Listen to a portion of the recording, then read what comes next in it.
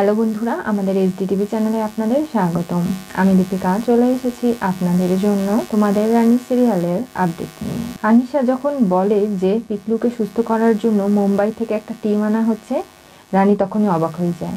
বলে, কি ব্যাপার? পিকলুদার শারীরিক যে কোনো কিছুর সিদ্ধান্ত নেওয়ার আগে তোমার তো আমার সঙ্গে পরামর্শ করা উচিত ছিল। তুমি সেটা করবে বলেছিলে, কেন করলে না? তখনই আনিশা কথাটা ঘুরিয়ে দেয়। বলে, সরি রানী, আমি ভুলে গিয়েছিলাম। হাসপাতালের যত পেশার আমাকে অনেক দায়িত্ব পালন করতে হয়, তো তাই।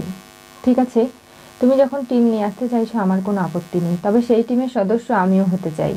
ওদেরকে হেল্প করতে চাই এবং পিকলুদার ট্রিটমেন্টের বিষয়ে আমি সব কিছু জানতে চাই। ঠিক আছে, তোমার মতো একজন ভালো ডাক্তার যদি ওদের টিমে থাকে, অ্যাসিস্ট করে, তাহলে তো ভালোই হবে। তুমি চিন্তা করো না রানী, আমি ওদের সঙ্গে কথা বলে সেই ব্যবস্থা করে দেব। তবে আমিও চাই পিকলু দ্রুততার সাথে সুস্থ হয়ে যাক, কারণ আমারও এই চাহিদা রয়েছে মনের। আমি জানি কোথাও না কোথাও তোমার মনে হয় যে পিকলু তোমার এবং দুর্জয়ের যে সম্পর্কটা খারাপ করেছে, এর পেছনে আমারই কারণ, আমারই হাত রয়েছে। তাই পিকলু সুস্থ হয়ে যখন সত্যিটা বলবে, তখন নিশ্চয়ই তুমি বুঝতে পারবে যে এই সব কিছুর জন্য আমি দায়ী নই। তাই আমাকে ভুল বোঝো না রানী। তবে জানো তো, আমি আর আগের মতো নেই। আমি দুর্জয়কে অনেকবার জিজ্ঞাসা করেছি, কিরে, তুই রানীর সঙ্গে নিজেদের সম্পর্কটা ঠিক করে নিবি তো, নাকি তুই সত্যিই আমাকে বিয়ে করতে চাস বল? কিন্তু দুর্জয় আমাকে বুঝিয়েছে যে ও আমাকে বিয়ে করতে চায়, তোমাকে ডিভোর্স দিয়ে দিতে চায়। ও আকার ইঙ্গিতে ব্যবহার আচরণে এই বিয়েটা যে করতে চায় সেটা আমাকে বুঝিয়ে দিয়েছে।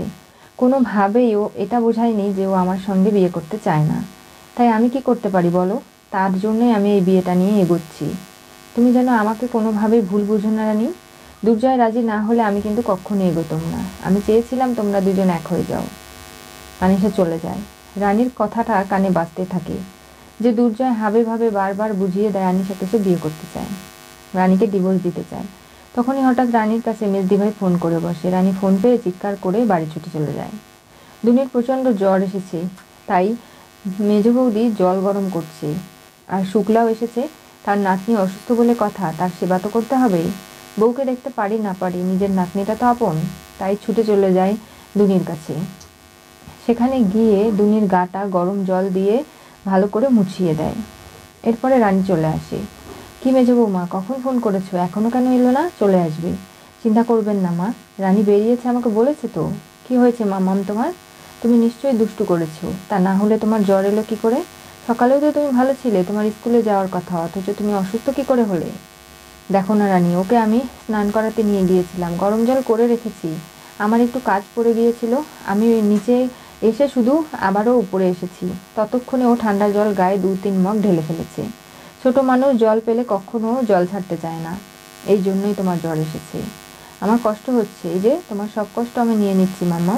তুমি একদম চিন্তা করো না, ওষুধ খাইয়ে দিচ্ছি, দেখবে তুমি একদম সুস্থ হয়ে যাবে।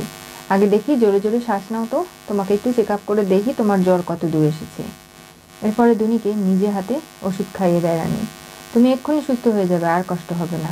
জানোই তো, বাচ্চাদের চোখে চোখে রাখতে হয়। ও ঠান্ডা জল নিজের শরীরে ঢাললো কি করে? যাওয়ার আগে তো স্নান করিয়ে দিয়ে যেতে পারো। দেখো মা, ও বাড়িতেও দুনি এরকম করেই থাকতো। বাচ্চারা দুষ্টুমি করবেই, তার জন্য তার পেছনে সারা দিন একজন পড়ে থাকলে তো আর চলবে না। প্রত্যেক মানুষেরই নিজস্ব জীবন রয়েছে, কর্মব্যস্ততা রয়েছে, সেগুলো ছেড়ে সারাদিন সন্তানের পেছনে পাহারা দেওয়া তো সম্ভব নয়। তুমি কি দুর্জয়কে কিছু বলেছো, নাকি একলাই চলে এসেছো? বাবা কোথায়? বাবার কাছে যাব। এটাই তো করেছে ও। তখনই দুর্জয় চলে আসে। বলে, কি ব্যাপার রানী, তুমি খবরটা জানতে পেরেছো? আমাকে একবার বলতে তো পারতে। তুমি একটা মিটিংয়ে ছিলে দুর্জয়, তাই তোমাকে আর ডিস্টার্ব করিনি। তোমাকে হাসপাতালের অনেক দায়িত্ব সামলাতে হয়, তাই আমি নিজেই ছুটে চলে এসেছি দুনির কাছে ওকে সুস্থ করার জন্য। আমিও তো একজন ডাক্তার, আমি নিশ্চয়ই পারবো। দেখি আমার মায়ের কি হয়েছে। আর তোমার কথা অনুযায়ী আমি কিন্তু কোনোভাবেই চলবো না রানী।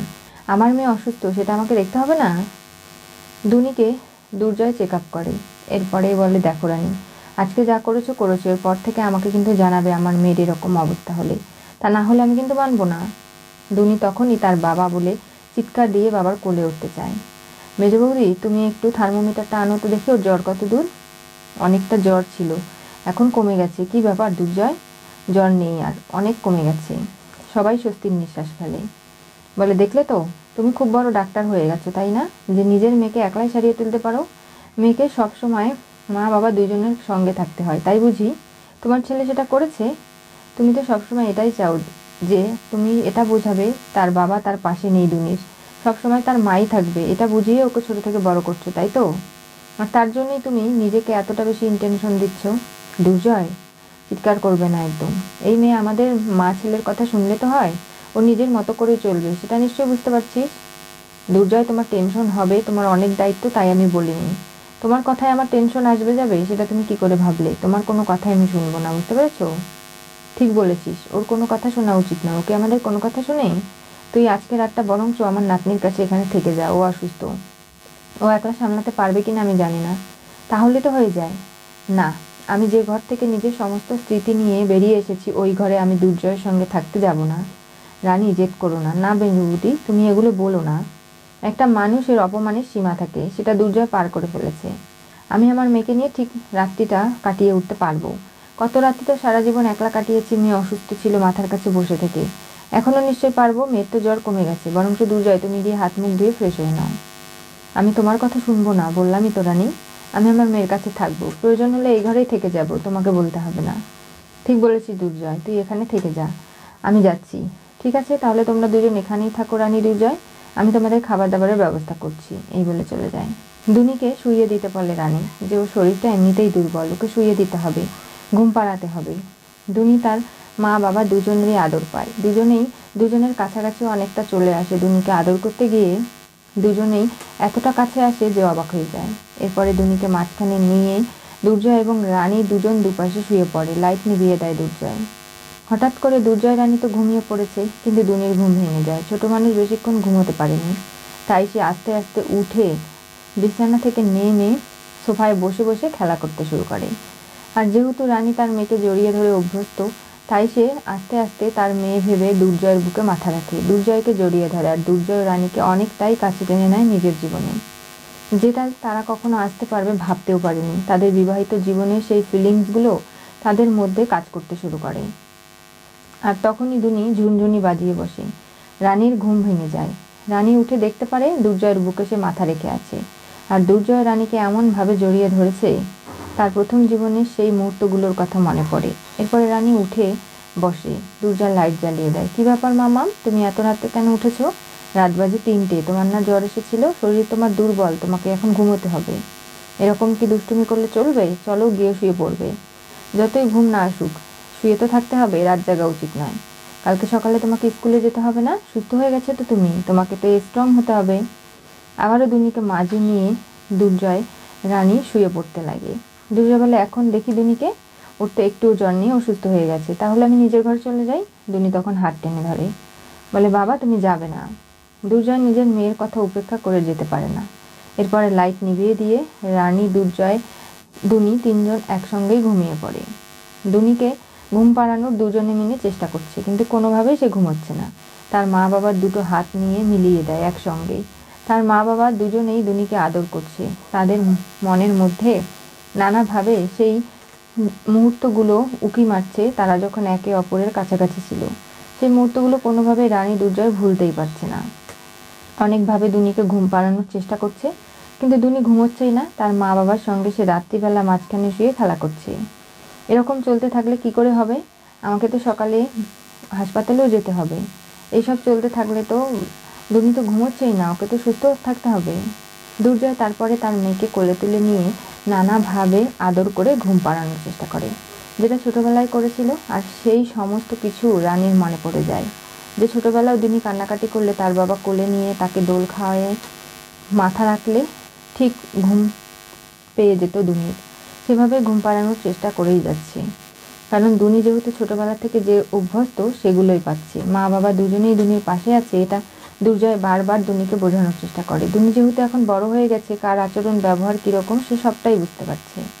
পরের দিন সকালে শুক্লা জানায় যে দোল উৎসবের আগে এই বাড়িতে রাধা মাধবের পুজো হয়, যেখানে স্বামী স্ত্রী দুজনকেই বসতে হয়। দুর্জয় বলে, আমরা একসঙ্গে তো বুঝতে পারবো না, রানী এবং আমি দুজনেই ডিভোর্স পেপারে সই করে দিয়েছি, কি করে বসবো?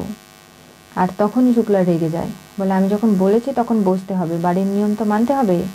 এখনও তো ডিভোর্সটা হয়ে যায়নি, ওই মেয়ের সঙ্গেই তোমাকে পুজোতে বসতে হবে। পিঙ্কি অবাক হয়ে যায়, এই শুক্লার মাথা ঘুরে যাচ্ছে। আবারও দুর্জয় রানীকে একসঙ্গে সুখী দেখে নানাভাবে চাইছে নিজের ছেলের জীবনটা বেঁচে যাক। এই মানুষগুলোর জন্যই রানী এবং দুর্জয়ের সম্পর্কটা খারাপ হয়ে গেছে। কি হতে চলেছে তোমাদের রানী সিরিয়ালের পরবর্তী টুইস্টে দুর্জয় রানীকে জড়িয়ে ধরে ঘুমোলো। দুনি অসুস্থ হওয়ায় ছুটে এসে এক ঘরে থাকতে গিয়ে। আজকে রানী যেভাবে নিজের স্বামী সন্তান নিয়ে সুখী হতে চেয়েছিল, দুর্জয় যে এরকম করে পাল্টে যাবে ভাবতে পারেনি। দুর্জয় তার মায়ের বুদ্ধি শুনে মায়ের আঁচলে বেশি বাধা থেকে এমন হয়েছে যে নিজের বিবাহিত জীবনের থেকেই মায়ের কথাকে বেশি প্রাধান্য দিতে গিয়ে আজকে নিজের বউ বাচ্চা সবাইকে আলাদা করে দুর্জয় একটা অন্য জীবনে পা রাখতে যাচ্ছে, যেখানে শুধুমাত্র তার জীবন নয়, তার ভবিষ্যৎ সবকিছুই নষ্ট হতে চলেছে। আনিশা এখনো ভালো হয়নি, সেটা রানীও বুঝতে পারছে না। এরপরে আদৌ কি আনিশার আসল রূপ রানীর সামনে আসতে পারবে কোনোদিনও? জানতে চোখ রাখতে হবে আমাদের চ্যানেলে। পাশে থাকা বেল আইকনটি অবশ্যই করে ক্লিক করুন।